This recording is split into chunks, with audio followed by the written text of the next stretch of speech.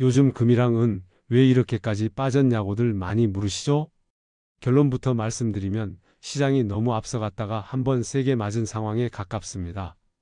먼저 이번 하락의 성격부터 짚어야 합니다. 이번 금은 폭락을 경기 침체 신호나 안전자산 붕괴로 해석하면 판단이 꼬입니다. 과도한 레버리지 하나의 트리거 자동 청산 시스템 때문에 일어난 폭락입니다. 특히 은은 이 구조가 아주 극단적으로 드러났고요. 금은 기본적으로 금리 달러 연준 인사 이 세 가지 이야기로 움직입니다. 이번에는 차기 연준 의장으로 매파 성향 인물 거론, 그에 따른 금리 인하 기대 후퇴, 달러 급반등, 이 조합이 한꺼번에 들어왔죠. 그래서 금은 생각보다 금리 오래 높게 가는 거 아니야? 이 의심 하나로 포지션을 정리한 하락입니다. 반면 은은 다릅니다. 은은 말 그대로 레버리지 청산만큼 정확하게 내려왔습니다. 은 선물 시장은 구조적으로 레버리지 비율이 높고 시장 규모가 작고 증거금 변화에 매우 민감합니다. 여기서 변동성이 커지니까 거래소가 증거금을 올렸고 그 순간부터는 게임이 끝난 겁니다. 현금을 더 넣을 수 없는 포지션들은 판단 없이 이유 없이 그냥 시장가로 던져졌습니다. 그래서 은 가격은 이 정도면 멈춰야지. 여긴 싸다. 이런 인간적 판단 구간을 전부 무시하고 청산선까지 직행한 거예요. 그래서 이번 은 하락이 거의 고점에서 30% 넘게 나온 이유는 은의 실제 가치가 아니라 청산선까지의 하락이었다는 겁니다. 가격이 내려가면 마진콜, 강제 청산, 가격 더 하락, 또 마진콜, 이게 폭포처럼 이어집니다. 특히 심리적 가격대가 깨질 때 스탑로스까지 한꺼번에 터지면 속도가 완전히 달라져요. 그래서 이번 은 하락은 과했다 비정상이다가 아니라 레버리지 시장에선 교과서적인 장면이었습니다. 이걸 알고 나면 다음에 같은 장면이 와도 덜 흔들립니다. 따라서 이런 하락은 가치평가와 거의 상관이 없습니다. 그래서 중요한 질문은 이겁니다. 추세가 끝났느냐 아니면 사고 한 번 난 거냐? 제 판단은 이쪽입니다. 추세 종료라기보다는 과열에 대한 대가를 한 번 치른 상황. 다만 중요한 전제가 하나 붙습니다. 바로 다시 간다는 기대는 위험합니다. 레버리지 청산이 한 번 지나간 시장은 참여자도 지쳐있고 증거금도 높아져 있고 위쪽에는 본전 매물도 잔뜩 쌓여 있습니다. 그래서 보통 이런 시장은 비자 반등보다 시간으로 소화하는 구간을 거칩니다. 가격이 아니라 시간 조정이 먼저 오는 경우가 많습니다. 정리해보면 이렇게 볼 수 있습니다. 금 금리 달러 기대가 흔들리며 생긴 스토리 조정, 은 레버리지 과잉이 만든 기계적 청산, 공통점, 가치가 무너진 건 아니다. 하지만 당장 낙관할 체력도 아니다. 그래서 지금 상황은 투기적 레버리지는 대부분 정리됐고 이제 남은 건 실수요와 중장기 자금이 가격을 지지하느냐 이 문제죠. 저라면 이렇게 생각해 봅니다. 지금은 결론을 내릴 구간이 아니라 시장이 스스로 진정되는지를 확인하는 구간이다. 조급하면 시장이 항상 벌을 주더라고요. 그럼 이제 상승 추세 끝난 거냐고요? 이 질문이 제일 많습니다. 제 대답은 이렇습니다. 추세 종료라기보다는 과열의 대가를 한 번 치른 쪽에 가깝다. 금이든 은이든 수요 구조가 하루아침에 사라진 건 아닙니다. 다만 너무 빨리, 너무 많이, 너무 레버리지로 올라온 건 맞아요. 그래서 시장이 속도 조절 좀 하자? 이러는 구간으로 보입니다. 끝났다고 단정하기엔 빠르고 바로 다시 간다고 기대하기엔 위험한 자리. 이 중간 지점을 보는 게 지금 판단입니다. 그래서 지금 들어가면 바닥이냐? 그간 현금 보유하신 분들은 이게 궁금하시겠죠? 지금은 가격 바닥보다 시간 조정이 끝났는지를 봐야 합니다. 레버리지 청산이 끝난 뒤엔 시장 참여자들이 다 지쳐 있어요. 조금만 올라가도 본전 매물이 쏟아집니다. 그래서 이런 장은 보통 비자 반등보다 옆으로 시간을 씁니다. 이걸 못 참고 들어가면 수익은커녕 스트레스만 커집니다. 시장이 숨 고르는지 그걸 먼저 확인하는 게 지금 단계입니다. 이번 하락으로 인해 투기적 레버리지는 대부분 정리됐습니다. 이제 남은 건 실수요, 중장기 자금, 그리고 그들이 가격을 지지하느냐죠. 가격이 아니라 거래량, 반등의 힘, 밀릴 때 버티는지 이걸 보셔야 합니다. 조급하면 시장은 항상 비싸고 기다리면 생각보다 친절해집니다.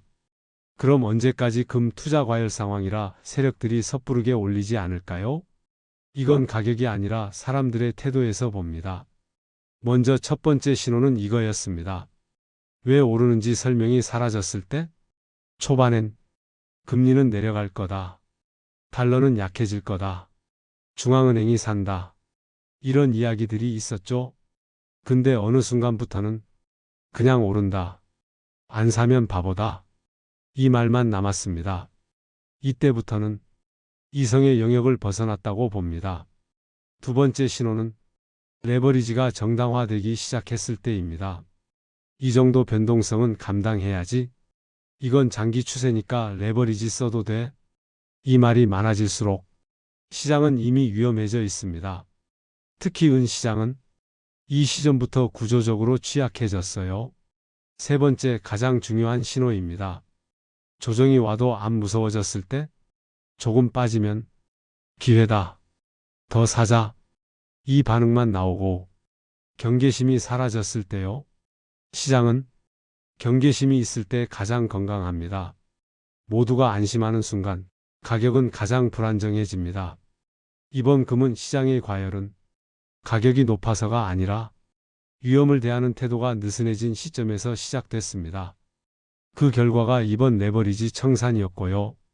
이걸 알고 나면 다음엔 이런 장면에서 조금 더 빨리 발을 뺄 수 있습니다. 시장은 늘 반복되거든요. 사람들 태도부터 똑같이요. 그럼 과열이 식은 신호는 뭘로 확인하고 매수해도 될까? 궁금하시겠죠? 이걸도 가격으로만 보면 항상 늦습니다. 저는 과열이 식는 신호를 시장 분위기 변화 세 가지로 봅니다. 첫 번째 신호입니다. 반등이 나와도 환호가 없을 때? 예전엔 조금만 오르면 다시 간다. 이제 시작이다. 이 말이 쏟아졌죠? 근데 과열이 식기 시작하면 반등이 나와도 사람들이 조용합니다. 이거 반등 맞아? 한 번 더 빠지는 거 아냐? 이런 말이 늘어요. 이건 좋은 신호입니다. 공포가 아니라 경계가 돌아온 상태거든요. 두 번째 신호는 레버리지 얘기가 사라질 때입니다. 과열 구간에서는 항상 레버리지가 주인공입니다. 몇 배? 선물? 몰빵? 근데 정리가 끝난 시장에서는 이런 얘기가 갑자기 줄어듭니다. 대신 현물로 볼까? 천천히 나눠볼까? 이런 말이 나옵니다. 이때부터 시장은 다시 정상 체온으로 돌아옵니다. 세 번째 제일 중요한 신호입니다. 빠질 때 안 무너질 때? 이건 꼭 봐야 합니다. 가격이 다시 한번 밀렸는데 거래량이 줄고 속도가 느려지고 추가 악재에도 반응이 둔해지면 그때는 팔 사람은 이미 다 팔았다는 뜻입니다. 시장은 팔 사람이 없을 때 바닥을 만듭니다. 그래서 정리하면 이렇습니다. 과열이 식는 신호는 강한 상승이 아니라 하락에 대한 반응이 달라질 때 나타납니다. 이걸 확인하고 나면 굳이 바닥 맞추려고 애쓸 필요가 없습니다. 시장이 대신 알려주거든요. 지금은 흥분도 없고 확신도 없고 말수도 줄어드는 구간입니다.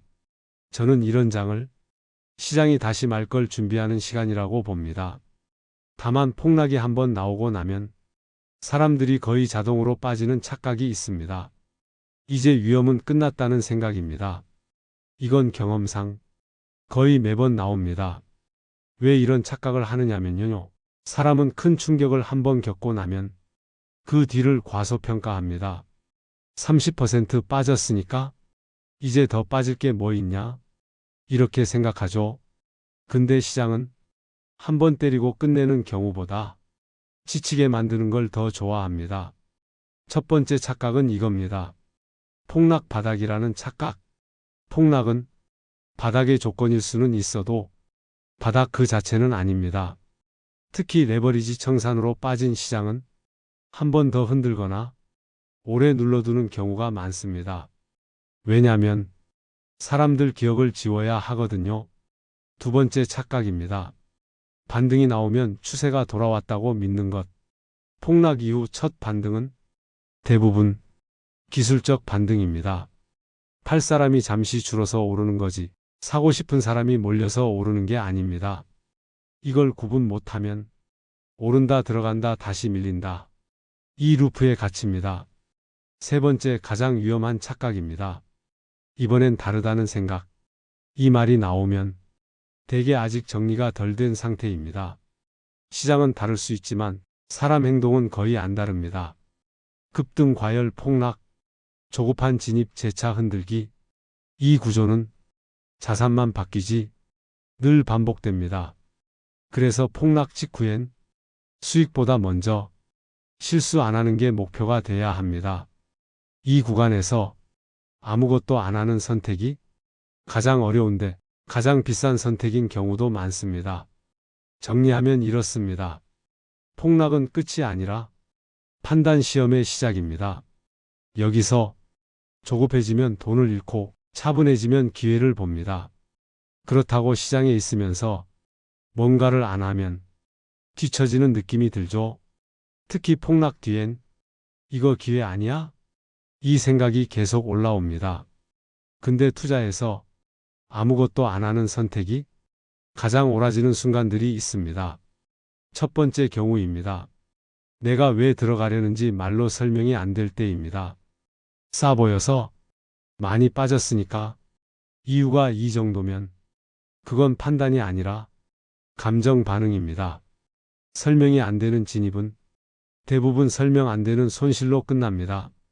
두 번째 경우입니다. 시장이 아직 방향을 말 안 해줄 때 바닥은 늘 조용하게 만들어집니다. 거래량도 줄고 뉴스도 잠잠해지고 사람들도 말수가 없어질 때요. 이때 섣불리 움직이면 시장보다 먼저 결론 내리는 꼴이 됩니다. 시장은 말할 준비가 되면 반드시 신호를 줍니다. 세 번째 가장 중요합니다. 들어가도 마음이 불편할 때 이건 아주 실전적인 기준인데요. 들어간 상상을 했는데 잠이 안 올 것 같으면 그건 아직 아닙니다. 좋은 진입은 가격보다 먼저 마음이 안정됩니다. 그래서 정리하면 이렇습니다. 아무것도 안 하는 판단은 포기가 아니라 판단을 미룰 수 있는 여유입니다. 시장이 정리될 때까지 기다릴 수 있다는 건 이미 한 단계 위에 와 있다는 뜻이기도 하고요. 지금 같은 구간에서는 수익보다 먼저 실수를 줄이는 게 결과적으로 더 많은 걸 남깁니다. 그럼 기다리는 건 알겠는데 그럼 언제부터 움직여도 되느냐? 이건 정답이 하나 있는 문제가 아닙니다. 그래도 시장이 허락하는 신호는 분명히 있습니다. 저는 이걸 세 가지로 봅니다. 첫 번째 신호입니다. 나쁜 뉴스가 나와도 더 안 빠질 때? 이건 정말 중요합니다. 예전 같으면 빠졌을 뉴스가 나왔는데 가격이 버티거나 잠깐 밀렸다가 금방 회복됩니다. 이건 뉴스가 약해진 게 아니라 팔 사람이 줄었다는 뜻입니다. 시장은 팔 사람이 없을 때 다음 국면으로 넘어갑니다. 두 번째 신호입니다. 반등이 천천히 나올 때 이게 의외로 핵심입니다. 급등은 보통 쇼커버나 기술적 반등이고 진짜 좋은 반등은 느립니다. 조용히 오르고 사람들 관심도 없고 댓글도 안 달릴 때 이때 올라오는 가격이 가장 오래 갑니다. 세 번째 가장 현실적인 신호입니다. 사람들이 다시 재미없어 할 때 이건 거의 공식입니다. 조회수 안 나오고 단톡방 조용해지고 이거 아직도 보는 사람 있냐? 이 말이 나올 때 그때 시장은 다시 정상 체온에 가깝습니다. 돈은 항상 재미없는 구간에서 벌리고 재미있는 구간에서 잃어버립니다. 그래서 정리하면 이렇습니다. 다시 행동해도 되는 시점은 확신이 넘칠 때가 아니라 의심이 남아있을 때입니다. 불안이 완전히 사라진 순간은 대개 이미 늦었습니다.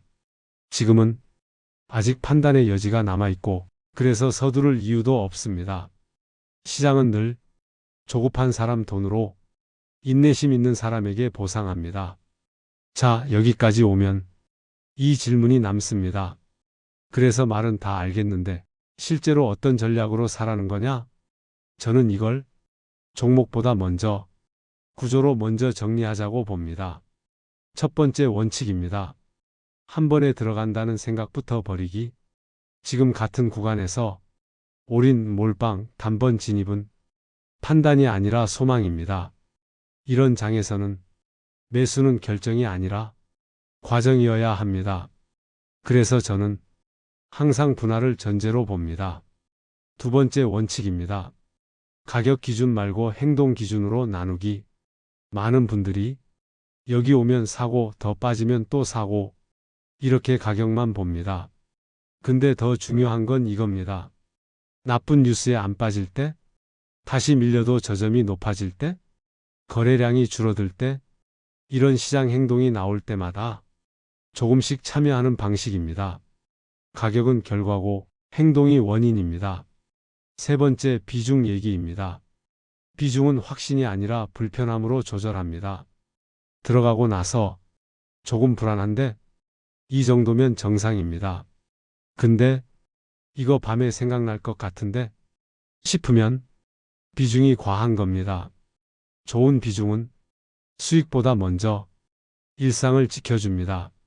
그래서 정리하면 이 프레임입니다. 한 번에 안 들어간다. 가격이 아니라 시장 반응을 본다. 마음이 흔들리면 비중이 많다. 이 세 가지만 지켜도 폭락 뒤 시장에서 큰 실수는 피할 수 있습니다.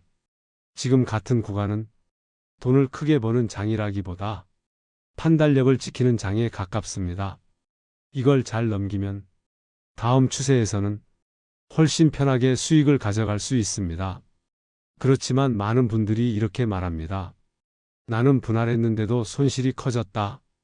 이 말 굉장히 자주 듣습니다.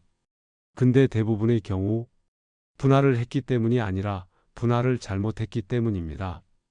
첫 번째 착각입니다. 분할 안전이라는 착각? 분할은 위험을 없애주는 도구가 아닙니다. 속도를 늦춰줄 뿐입니다. 방향이 틀리면 천천히 틀릴 뿐 맞게 바꿔주진 않습니다. 그래서 분할은 반드시 판단 기준이랑 같이 가야 합니다. 두 번째 함정입니다. 가격만 보고 나누는 분할. 여기서 사고 10% 빠지면 또 사고 또 10% 빠지면 또 산다. 이 방식 겉으로는 분할인데 실제로는 계단식 몰빵입니다. 시장이 아직 정리 안 됐을 때 이렇게 하면 분할할수록 비중만 커지고 마음은 더 흔들립니다. 세 번째, 가장 치명적입니다. 처음 분할을 너무 크게 시작하는 것. 첫 진입에 이미 마음이 불편해질 정도면 그 뒤 분할은 판단이 아니라 복구 시도가 됩니다. 좋은 분할은 첫 단추가 아주 작습니다. 이 정도면 틀려도 괜찮다. 이 느낌이 들 정도로요. 그래서 제가 쓰는 기준은 이겁니다. 분할은 확신을 쌓는 도구가 아니라 틀렸을 때를 대비하는 장치다. 틀릴 수 있다는 전제가 없으면 분할은 아무 의미가 없습니다. 분할이 있다고 안전해지는 건 아니다. 가격 분할만 하면 위험하다. 첫 비중이 크면 분할은 무너진다. 이 세 가지만 피해도 분할 때문에 크게 망가질 일은 거의 없습니다. 그래서 지금 어떻게 해야 하는가? 결정하기 힘드시다면 알려드립니다. 지금 같은 장은 수익을 크게 내는 장이 아니라 실수 안 하는 장입니다. 그래서 분할도 공격이 아니라 방어 중심입니다. 1단계 존재감만 남기는 진입. 처음엔 아주 작게 들어갑니다. 포트폴리오 기준으로 10중 1도 많다고 느껴질 정도. 2단계의 목적은 수익이 아니라 시장의 질문 던지기입니다. 이 가격에서 시장이 나를 받아주나? 2단계 시장 반응 확인 후 보강. 그 다음은 가격이 아니라 행동을 봅니다. 악재에 더 안 빠지는지, 밀려도 저점이 유지되는지, 거래량이 줄어드는지, 이 신호가 보일 때만 두 번째 분할을 붙입니다. 여기서도 처음보다 크지 않게 3단계 방향이 보일 때만 비중 확대. 2단계는 사실상 확인 매수입니다. 반등이 급하지 않고 조용히 이어지고 사람들 관심이 없을 때, 그때서야 비중을 정상 수준까지 가져옵니다. 중요한 점 하나 말씀드릴게요. 이 프레임의 핵심은 3단계까지 다 못 가도 괜찮다는 겁니다. 2단계에서 끝나도 되고 1단계에서 관망으로 돌아가도 됩니다. 분할은 끝까지 다 해야 성공하는 게 아닙니다. 그래서 정리하면 이렇습니다. 1단계는 질문, 2단계는 확인, 3단계는 확신. 이 순서를 지키면 폭락 뒤 시장에서 크게 다칠 확률은 확 줄어듭니다. 그럼 그 분할 프레임, 금이랑 은이랑 비트코인에도 그대로 쓰면 되나? 결론부터 말하면 틀은 같고 속도와 비중이 다릅니다. 이 차이를 모르고 같은 방식으로 굴리면 꼭 한쪽에서 사고 납니다. 먼저 금입니다. 금은 속도가 가장 느린 자산입니다. 그래서 분할에서도 1단계가 제일 오래 갑니다. 악재에 덜 빠지고 반등도 느리고 대신 한번 자리를 잡으면 오래 갑니다. 금에서는 3단계까지 급하게 갈 이유가 없습니다. 오히려 2단계에서 오래 머무는 게 정상적인 운용입니다. 다음은 은입니다. 은은 레버리지와 변동성이 핵심입니다. 그래서 은에서는 1단계 비중이 특히 작아야 합니다. 은은 싸 보여서 들어가면 대부분 틀립니다. 청산이 끝났는지, 거래량이 마른 건지, 다시 흔들어도 안 무너지는지, 이 확인이 끝나기 전엔 2단계도 조심스럽게 가야 합니다. 은은 분할을 기다림으로 쓰는 자산이지 물타기로 쓰면 안 됩니다. 마지막이 비트코인입니다. 비트코인은 심리와 유동성 자산입니다. 그래서 1단계 진입은 금보다 빠를 수 있습니다. 하지만 대신 2단계, 3단계에서 조건이 훨씬 까다롭습니다. 거래량이 붙는지, 시장 전체가 따라오는지, 알트가 반응하는지, 이게 안 나오면 비트코인은 가짜 반등으로 끝나는 경우가 많습니다. 그래서 한 문장으로 정리하면 이겁니다. 금은 느리게 오래, 은은 작게 확인하며, 비트코인은 빠르되 조건부로 같은 분할 프레임이라도 자산 성격에 따라 운용 리듬은 완전히 달라집니다. 이걸 구분해서 보기 시작하면 왜 나는 어떤 자산만 항상 힘드냐? 이 질문에 답이 생깁니다. 판단을 자산 성격에 맞게 바꾸지 않았기 때문입니다. 금과 은 투자 그리고 비트코인까지 투자 세계에서 조급함은 손실이고 묵직한 기다림은 수익을 안겨줍니다. 혼자 하기 힘든 투자? 저 박 지점장과 함께 하시면 어떨까요? 채널 구독, 좋아요, 알림 설정 부탁드릴게요.